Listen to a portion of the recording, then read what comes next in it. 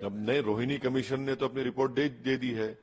अब ये सरकार बताए कि इस पार्लियामेंट में उस रिपोर्ट को रखे, पार्लियामेंट में टेबल करे और उस पर चर्चा करवाए और बताए देश को कि उस रिपोर्ट के जो भी रिकमेंडेशंस हैं या फाइंडिंग्स है उस पर सरकार क्या करने वाली है। सर, पार्लियामेंट की न्यू बिल्डिंग का आज इनोग्रेशन हुआ, उसमें इनोग्रेशन नहीं बल्कि झंडारोहण हुआ। उसमें जो विपक्ष के नेता हैं खड़गे साहब, वो नहीं पहुंच पाए। उन्होंने कहा कि हमें देर से इन्विटेशन मिला। नहीं, देश को नई पार्लियामेंट की बिल्डिंग की जरूरत थी, क्योंकि हम जब देख रहे हैं जो पार्लियामेंट की जो खूबसूरत हमारी पुरानी इमारत है उसका फायर सर्विसेज का क्लियरेंस नहीं है उसके पास, ये कोई बोलता नहीं है। और जब पूरे 540 मेंबर्स बैठ जाते हैं तो बड़ा मुश्किल होता है।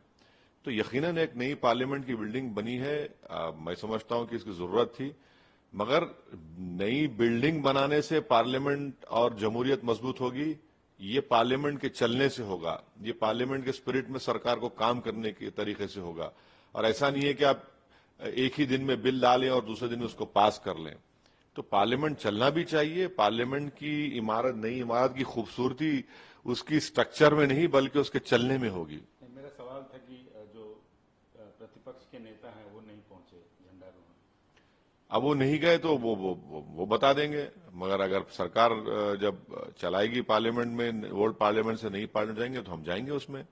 बल्कि 2019 के चुनाव के बाद जो प्रधानमंत्री ने, वजीर आजम ने all party meeting parliament library में बुलाई थी, तो मैंने ही सबसे पहले कहा था, उसमें वाहिद मेंबर था, ने कहा कि हमको नई पार्लियामेंट की बिल्डिंग बनाई है। तो प्रधानमंत्री ने ये कहा था कि नहीं मालूम कि मेरे टेन्योर में होगा, बट मैं कोशिश करूंगा। तो खैर वो नई बिल्डिंग बन चुकी है।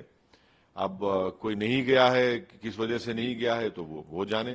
सर, एक अंतिम सवाल, आपके पड़ोस के सूबे में आंध्र प्रदेश में बड़ी पॉलिटिकल घटना घट रही है। चंद्रबाबू नायडू जेल में है, जो पूर्व मुख्यमंत्री हैं, और जो उन पे आरोप लगे और कई इश्यूज पे कल बयान भी दिया है आपके मित्र और मुख्यमंत्री जगनमोहन रेड्डी ने कि उन्होंने घोटाले किए, फिर कैश फॉर वोट किया। उस पूरे मसले पर कैश फॉर वोट तो तेलंगाना में है, वो केस यहां पर है, वो तो तेलंगाना की पुलिस को जवाब देना पड़ेगा। जहां तक उनका जो गिरफ्तारी है वो तो स्किल डेवलपमेंट की है। वो मुख्यमंत्री थे और उनको इतना परेशान क्यों हो रहे हैं? भाई, जगनमोहन रेड्डी को आपने जेल में डाला, आपने उसको बदनाम किया, वो चुनाव हारा, फिर लड़ा, आप बोलते रहते हैं। यहां तो जब आप मुख्यमंत्री हैं, जगनमोहन रेड्डी तो मुख्यमंत्री भी नहीं था जिसको बिना पर आपने जेल में डाला। अब आप मुख्यमंत्री हैं तो आपके मुख्यमंत्री के दौर में ये चीज होती है तो आपको जवाब देना है। क्या है उसमें? आप मुख्यमंत्री थे ना।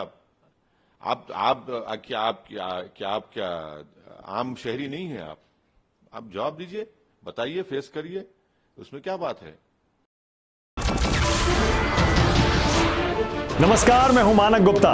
अगर आपको हमारा ये वीडियो पसंद आया हो तो इसे लाइक और शेयर जरूर करें, और हां, हमें सब्सक्राइब और फॉलो करना ना भूलें ताकि आप देश और दुनिया की कोई खबर मिस ना करें। तो जुड़े रहिए हमारे साथ और देखते रहिए न्यूज़ 24।